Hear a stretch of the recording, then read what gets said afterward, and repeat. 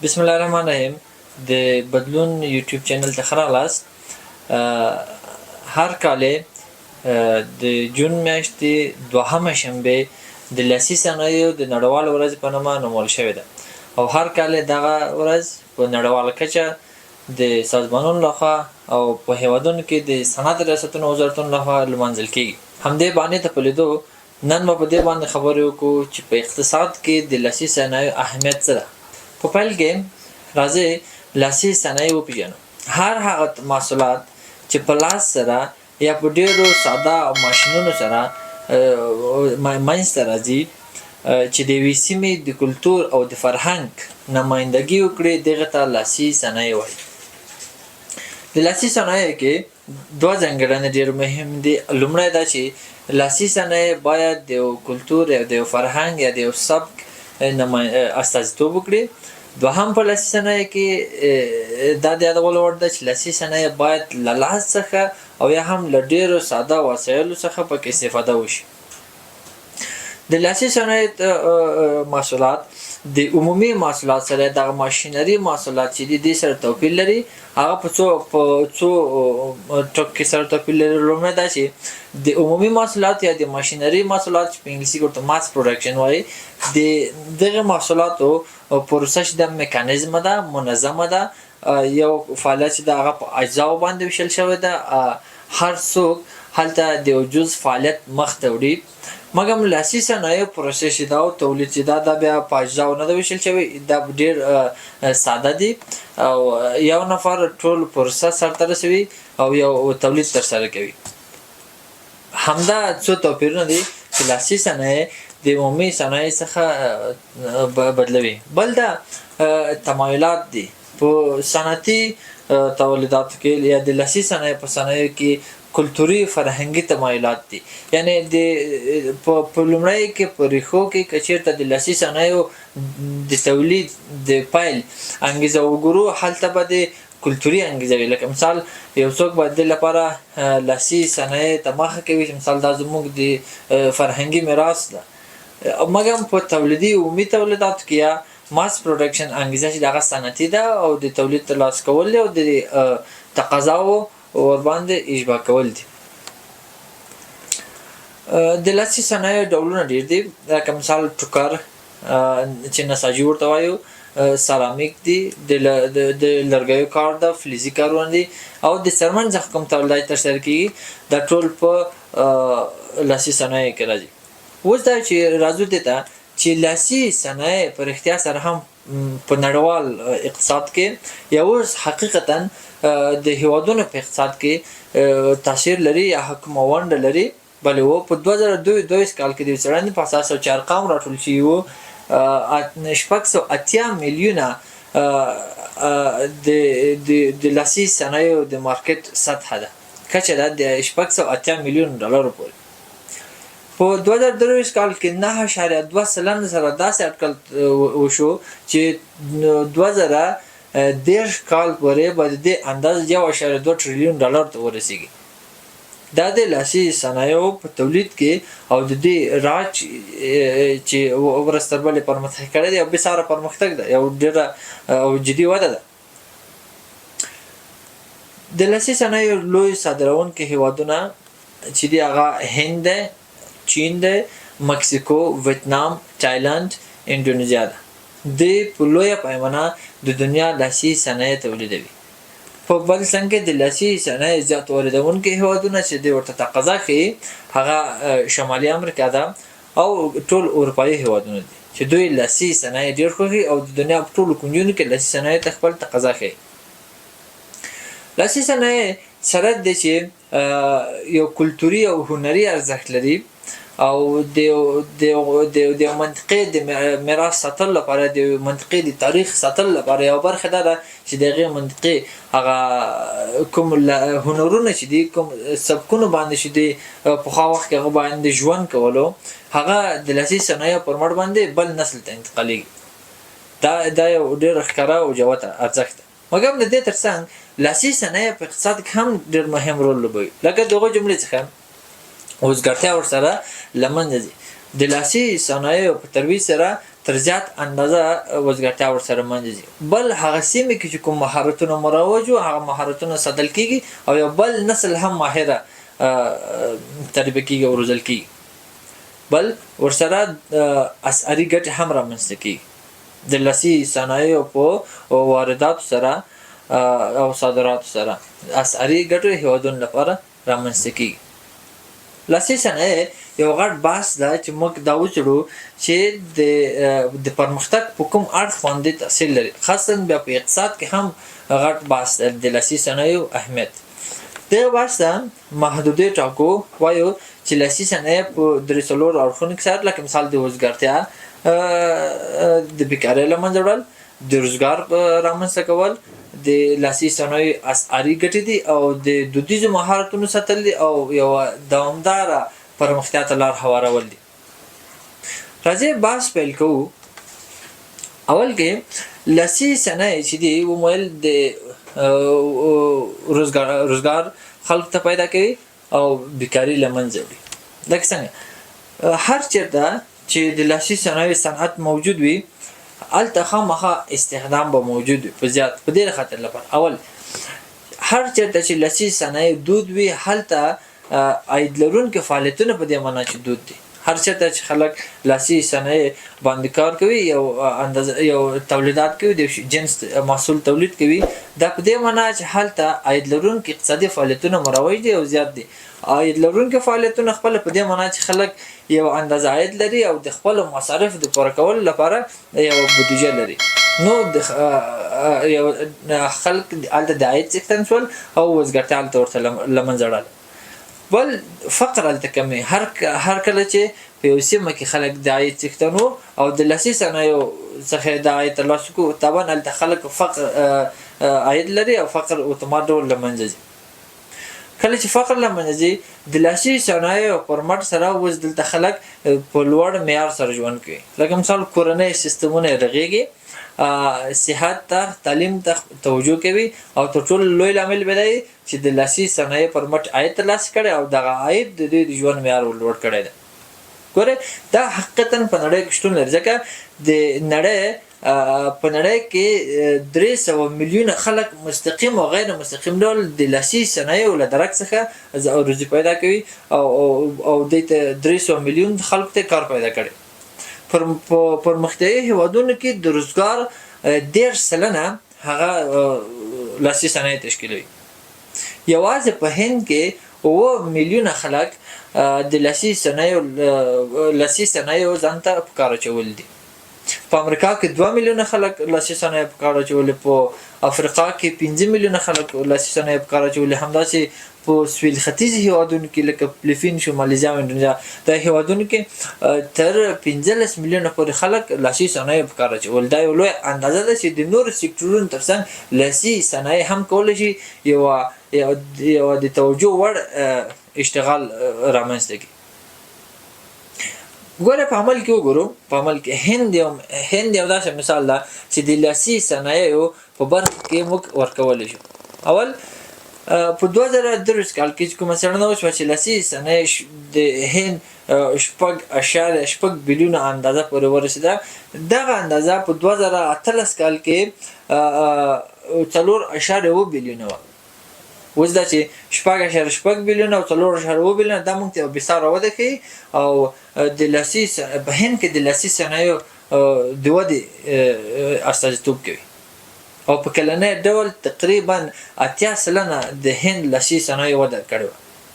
مخکې ویل په هند کې دغه 9 میلیونه خلک چې کار کوي او د دې دا استخدام اکثره په لرو پرتو سیمو کې شوی ده، د ښارونو څخه لرو سیمو کې شوی ده او اکثره دغه استخدام چې و هغه ښځې په استخدام شوي دي. یعنې د لاسي صنایع په هند کې چې اکثره هغه د ښځو محصولات و. په دې سره هم ښځې عاید ترلاسه کوي، هم لرو پرتو سیمو کې چې هغوی د ښار څخه لرې دي هغوی د عاید څښتنان کوي.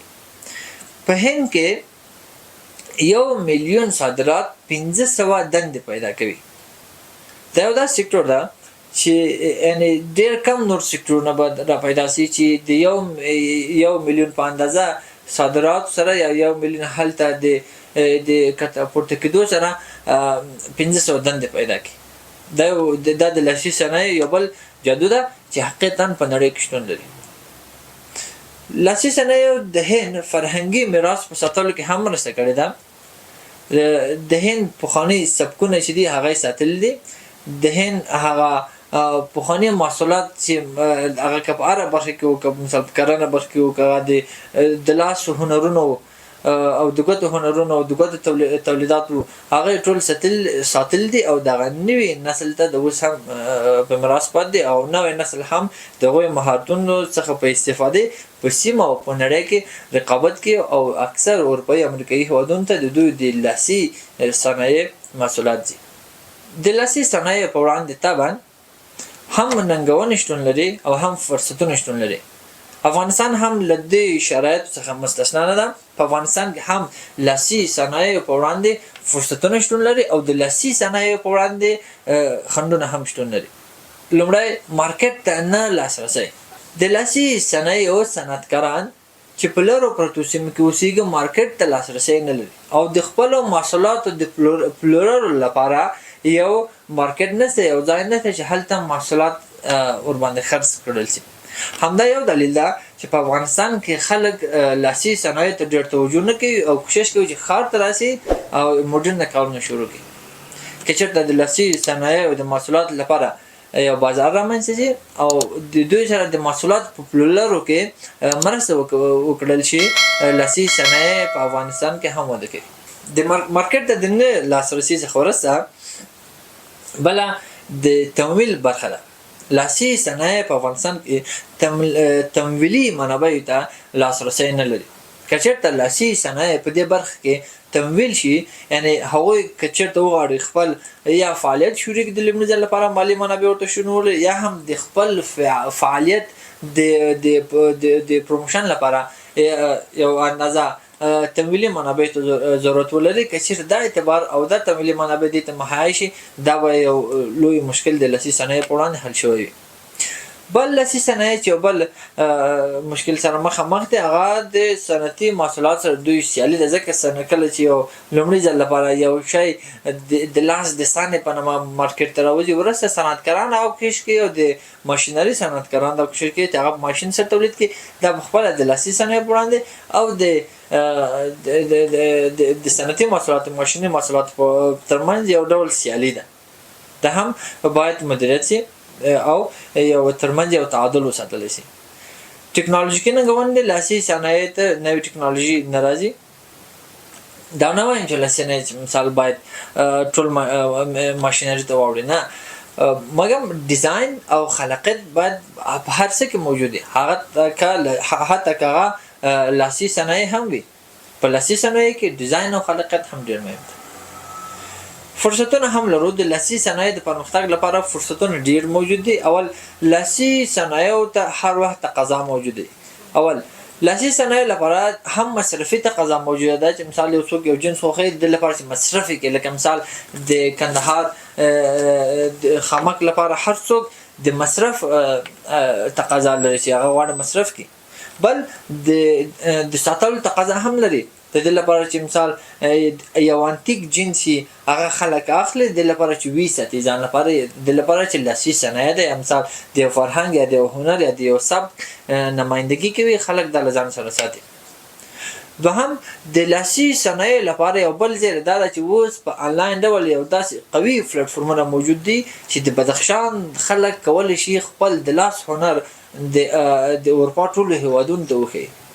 که چېرته یو اندازه هنر شتون ولري او لاسي صنایع د انلاین پلیټفورمونو کې واچول شي، د انلاین سوداګرۍ لپاره خلکو ته وړاندې شي، د لاسي صنایعو د پرمختګ لپاره د یو ډېر ښه دلیل کېدلی شي.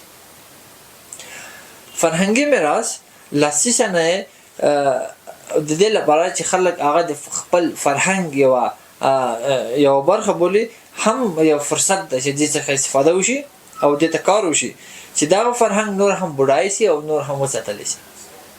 بنان یوازې د تولید په اندازه باید لاسي صنایعو ته ونه کتل شي، بلکې دا یو فرهنګي میراث په سر هم باید ورته وکتل شي چې دا لاسي صنایع لپاره یو ښه امتیاز ده. بل، لاسي صنایع د ګرځندوی له صنعت سره هممهاله وده کولی شي. لکه مثال هر چېرته چې د سیلانیانو حجم زیات وي او هلته ګرځندویان ځي په سیاحت باندې ځي هلته لاسي صنایع ورسره وده کوي. لکه مثال یو څوک راځي د ننګرهار درې نور ته ځي هلته د پکول اخلي د ننګرهار او د درې نور هغه پکول هغه کالي د هغوی جوړښتونه به اخلي. مګر کله چې هلمند ته راځي ګرځندویان هلته به ورسره د خامک پټو اخلي د خامک څادر به اخلي. دا د لاسي صنایعو تړاو دا د ګرځندوی له صنعت سره یعنې که یو ته کار وشي بل صنعت هم په اتومات ډول سره پرمختګ کوي. په دې برخه کې یو څو وړاندیزونه شته دي چې د لاسي صنایعو د پرمختګ لپاره باید کوم کارونه وشي. مالي تمویل. مخکې مو ویل مالي تمویل د لاسي صنایعو د پرمختګ لپاره تر ټولو اساسي اقدام دی چې باید وشي او په دې برخه کې ټول دولتونه او ټول هغه سازمانونه چې د لاسي صنایعو سره نږدې پاتې کېږي د برخه کې باید همکاري وکړي. په ملي او نړیواله کچه باید نهادونه زیات شي تر څو د مالي منابع کیفیت او قیمت دواړه زیات شي. بل زیربناوې باید زیات شي. فزیکي او غیر فزیکي زیربناوو زیاتوالي سره لاسي صنایع په اتومات ډول پرمختګ کوي. لکه مثال فزیکي زیربناوې شي لکه موږ تاسو وینو په افغانستان کې اکثره د لاسي صنایعو صنعتکاران هغه په داسې یو ځایو کې فعالیت کوي چې هم هلته اوسېږي هم هلته تولیدي فعالیت ترسره کوي هم هلته مثال خوراک او څښاک کوي هلته ژوند هم کوي هلته تولید هم ترسره کوي. که چېرته د تولید محل او د اوسېدو محلونه په دې برخه مثال فزیکا یو اسانتیا رامنځته شي لاسي صنایع ورسره پرمختګ کوي. د هغې تر څنګ که چېرته غیر فزیکي اسانتیا ورته رامنځته شي لکه مثال د هغوی د مهارتونو په روزلو کې د هغوی ته د لاسي صنایعو د بازار موندلو کې یو څه مهارتونه او د مارکیټینګ په برخه کې د څه مهارتونه رامنځته شي دا به دوی سره ډېره مرسته وکړي. په مارکیټینګ کې خاصتا د لاسي صنایعو صادرات کې باید له دې سره همکاري وشي. دوی د خپل لاسي صنایع تر منطقې او تر منطقې وراخه ورسوي. د نندارتونونو جوړول او د سلا مشورو د خونو جوړول هم لاسي صنایعو سره مرسته کوي ځکه د لاسي صنایعو پرمختګ هلته شتون لري. کله چې لاسي صنایع خلک وپېژني نو ملي نندارتونونه نمایشونه یو ښه مثال دی او ښه بیلګه کیدای شي چې هلته خلک لاسي صنایع وپېژني او هلته د لاسي صنایعو یو نندارتون رامنځته شي او خلک بازار څخه لاسي صنایع ترلاسه کړي. د صنعت اړوند توضیح. د لاسي صنایعو د پرمختګ لپاره یو بله ښه تګلاره دا ده چې هغه سیاستونه هغه پالیسیانې چې د لاسي صنایعو اړوند جوړېږي هغه باید مطالعه شي توضیح شي او تحلیل شي چې آیا دغه سیاستونه چې د لاسي صنایعو څخه د ملاتړ لپاره یا د لاسي صنایعو اړوند جوړ شوي دي آیا اپډیټ دي موډرن دي او کار ورکوونکي دي. مثال لکه د جواز په ترلاسه کولو کې فرمولې چی دي یا مثلا مالیاتي قوانین کوم دي. دغه ټول قوانین دي او پالیسیان دي چې د لاسي صنایعو پرمختګ باندې تاثیر لري. که چېرته همواره وي نرم وي لاسي صنایع ورسره پرمختګ او که چېرته سخت وي لاسي صنایع هلته د پرمختګ دغه په وړاندې د لاسي صنایعو په وړاندې د پرمختګ مخه ډب کړي. بل لاسي صنایعو په وړاندې یو ننګونه ده چې اکثره لاسي صنایع باید د محیط چاپېریال ته زیان ونه رسوي. دا د دوامداره پرمختګ یو اصل ده. باید د لاسي صنایعو صنعتکارانو ته باید په دې برخه کې روزنه ورکول شي چې چاپېریال ته نه جبران کېدونکي زیانونه ونه رسوي.